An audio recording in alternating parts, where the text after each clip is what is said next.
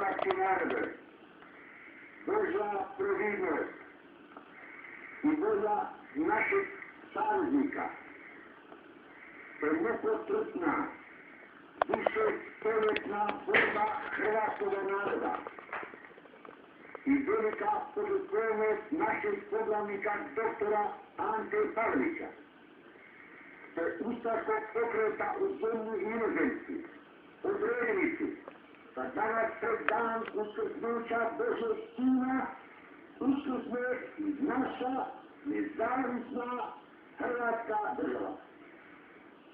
Pozivam sve Hrvate, na kojemu god oni jesu bili, a naročite sve časnike, počasnike i momčad celokupne oružane snage i javne sigurnosti, da drže najveći red i da sveći mjesta zapovjedniču oružane snage u Zagrebu prijanje, mjesto gdje se sada nalaze. Da celokupna oružana snaga smjesta položi zakletvu vjernosti nezavisnoj državi Hrvatskoj i njenom poglavniku. Celokupnu vlast i zapovjedništvo cijele oružane snage preuzeo sam danas kao opunomoćnik poglavnika. Dom i Hrvati, za dom, spremni! Zamjenik poglavnika i zapovjednik cjelokupne oružane snage slobodne Hrvatske države, gospodin Slavko Klašarnik,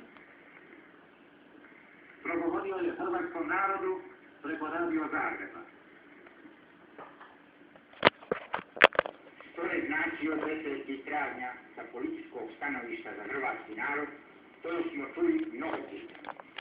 Malo je Hrvata koji godine 1968. za 10. travnja neće praviti sami u sebi svoju vlastitu analizu. Čine to oni koji su državu stvarali, ali i oni koji su je obarali, kada skupa s nama postanu roblje. Hrvati su stvorili ne samo svoje stanovište, nego su u domovini i emigraciji nastojali staviti i na papir svoje dojme, učene, doživljaje, ali i dokumente o onome što su napravili i što nisu dospjeli napraviti. Preveliki je to događaj, a da bi se mogao samo presuditi. Zato ga nastojimo i prikazati onako kako nama odvenira, kakvim bi ga mi želili vidjeti. Htjeli bi opravdati sebe, kao ljudi, kao grupe, stranke, organizacije i ideologije, kako bi za sud povijesti ostalo što više dokumenta. Jer 10. travnja je ta prekretnica od sudbonosne važnosti, te da tu prekretnicu može prikazati na jedan ili drugi način, ali se ne može zanijekati. Pokušat ću dati jedan prikaz hrvatske tragedije koju je proživljavao mali hrvatski čovjek. Ono što je on doživio, ne kao jedan događaj, kojega su donijeli i odnijeli vjetrovi povijesti, dobra i zla sudbina, kao jedan od tolikih ratnih zbivača, nego nešto što je svaki hrvatski čovjek osjetio na svojoj vlastitoj koži, na svome tijelu, na svom životu, na životu svoje djece, očeva, na svom imanju, jednom riječju na svojoj vlastitoj sudbini. Ovakovi osobni događaji uvijek su bili odlučujući, sudbonosni, jer se nisu mogli niti zaboraviti, niti mimoići, nego su bili čvrsto vezani uz čovjeka kao dio njega samog. Potreba 10. travnja. Svi smo mi osjećali potrebu 10. travnja. Mi koji smo na školama slušali o tome da su nas srpski opančari oslobodili na Kajmakčalanu, na Crnom vrhu, na Solunskom frontu. Mi koji smo kao djeca dobivali čuške i batine, kojima se je vrijeđao nacionalni ponos, kojima se govorilo da nismo narod, nego neka nesvjesna svijeta koju su, oni oslobodili, kojima su dali ime, državu, kralja, slobodu i svrhu života. Nama koji smo bili izvješani radi bilo kakva dizanja glasa, radi bilo kakvoga čina, radi najmanje oporbe. Nama koji nismo imali prošlosti, koji nismo imali sadašnjosti, kojima je stavljena u izgled tamna budućnost. Osjećali smo svjesno potrebu kao i sama života. Potrebu 10. travnja osjećali su i naši očevi, koji su se borili za vrijeme rata na tuđim frontovima, dobivali bitke i gubili ratove.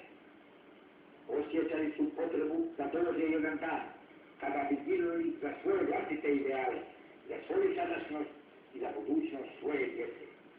Tu su potrebu osjećali svi koji nisu izgubili ljudskog dostojanstva, koji se nisu mogli pomiriti sa mišlju da smo nesposobni umirati za sebe, na svojim ognjištima za svoje, za budućnost svoje domovine i svoje vlastite djece. Potrebu su osjećale naše herojske majke, koje su radi Hrvatske izgubile muževe i našle se kao moja majka sa čopolom majene dječice, bez imetka, bez službe, bez penzije, progonjeni i sa teškom uspomenom pred očima. Srbi su nam pred ulaskom ubili oca. Izmrtvarili su ga, predili i Boga u njemu, kako su znali reći, zatim ga na sami Božić bacili u podrum i polili vodom, da ujutru osvane kao skup smrznuti ostataka tijela jednog snažnog, mladog, čestitog i poznatog čovjeka. I samo zato što je bio Hrvat. I u svim krajevima i posebno u Bosni i Hercegovini ljudi su jednostavno bili ubijani. Recimo nekoliko riječi o radosti detetova traga. Mrtva Radića je hrvatski narod otpravio na Mirovoj sa vjerom da će se ispuniti njegova zadnja želja i oporuka nikada više u Beograd. Čak su i predstavnici Kršćanskih Srba, to jest Srba i pravoslavaca s ovu stranu Zemunskog mosta, jasno i glasno govorili da Jugoslaviju treba uništiti i da treba stvoriti Hrvatsku državu. Nisu to bili samo vojvođanski Srbi, koji su se sramili svog srpskog porijekla, nego i najveći batinaš svih vremena, Svetozar Pribičević, koji je stvorio Jugoslaviju, ali izumio batine da tu Jugoslaviju održi na životu. Ni on nije bio dosta veliki Srbijanac, zato jer je bio Srbi, ali ne Srbin Srbije. U Hrvatskoj je nestalo stranaka i počela se stvarati Hrvatska, jednostavno Hrvatska. Cijeli narod je bio u hrvatskom pokretu za oslobođenje. A dok je narod skupljao stare kumurije i oštrio hanđare, političari su i opet krepali o miru, o deklaracijama, o novim reformama, o novim pregovorima, o novim sporazumima i o novoj, tobože boljoj Jugoslaviji. Iz emigracije su se vratili u Hrvatsku neumrli književnik i pjesnik i državnik i borac Mile Budak, najveći junak hrvatskog oslobodilačkog rata Jure Frantičić.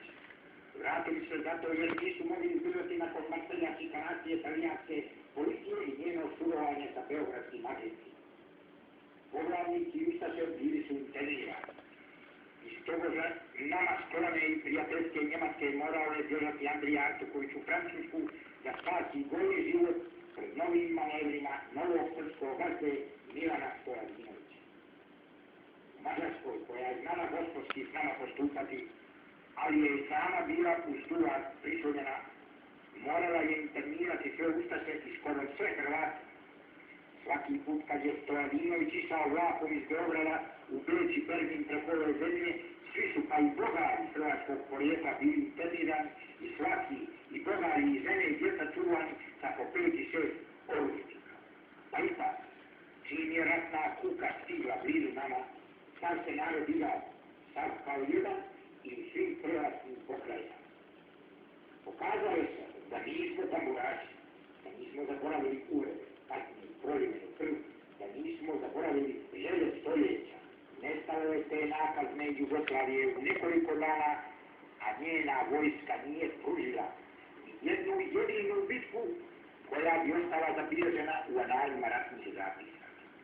Sada smo imali svoju državu, imali svoju pušku na svom ramenu, a nitko se od nas nije jedva i brinuo za to da bi imali svoje pare u svom džepu. Vreće sa dinarima, sa onim mrskim srpskim dinarima, su bile stavljane na lomače. Svi smo gledali na Drinu, nadlež je počela hitati u vojaci. Na svaku pušku bilo je 100 kandidata i na svaku odoru 1000. Hiljade rukopisa i originala knjiga odjednom bilo izvučeno iz ladica, strojišta i tavana. Naši su intelektualci stvarali, ali nisu mogli tiskati u ropstvu svoja djela, kao što mnoge životinje instintivno odbijaju umnažati se u pavezima iza vegetaka. Oni su trebali slobode i u slobodi književnici stvaraju kao što se životinje slobodno može. Netko je negdje napisao da je to bio Selir Svetog Brata. Stoljećima smo ga očekivali i ima nešto u toj tvrdnji da je to bio pravi praćači Selir. Jedna velika duhovna gozba, jedno neograničeno veselje koje može samo rob osjetiti kada postane sretan slobodan. I onda dolazi Đurđe Banat i hajdučki sastanak. Govorio sam o tome što sam osobno proživljavao. Neće biti zgorega da ovo dobro poslušaju oni koji u emigraciji čeprkaju po prošlosti, traže krivce. Krivce hrvatske tragedije, ali uvijek tako, samo tako da sebe prikažu pametnima, dobrima i hrabrima, a ostale zlima, glupima i kukalicama.